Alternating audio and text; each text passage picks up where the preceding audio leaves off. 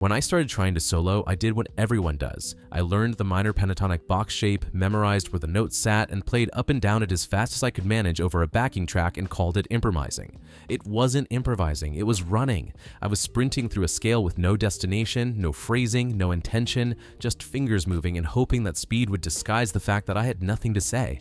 Nobody told me that speed is the last thing that matters. The players I was trying to sound like, Gilmour, Hendrix, Clapton, were not impressive because of how many notes they played, but because of which notes they chose, how long they held them, and what they did with the silence between them.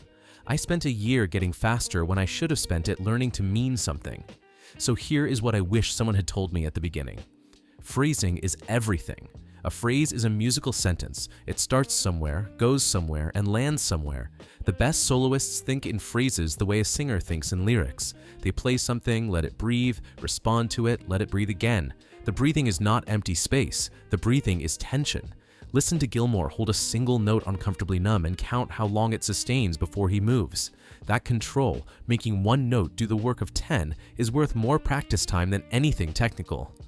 Bend and vibrato before speed. Always. A bent note with genuine vibrato communicates more emotion than 16 clean notes at full speed. Vibrato is how you make a note feel alive rather than placed. Work on this before you ever think about playing faster. It will change how everything you already know sounds. Target chord tones. When the underlying chord changes, the notes that land best are the ones in that chord, the root, the third, the fifth.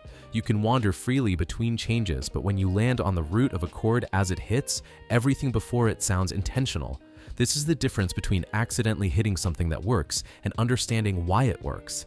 Practice a simple chord progression and consciously aim for the root of each chord as it changes. Your ear will immediately hear the difference.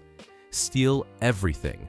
Take a lick from Hendrix and figure out what makes it feel like Hendrix. Copy it exactly, then copy it in a different key, then play it over different chord progressions, and somewhere in that process, it stops being his and becomes part of your vocabulary. Every original voice in music is built from the players that person spent years trying to sound like. There is no shortcut around that and no shame in it.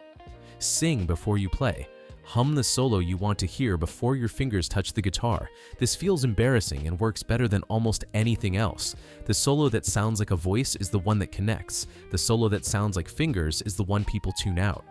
The last thing is the most honest one.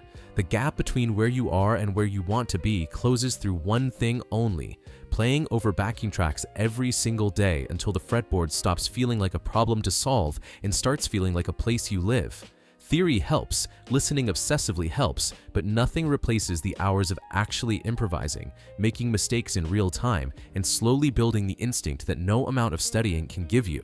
The players you love did not learn to solo by thinking about it. They learned by playing until thinking wasn't required anymore.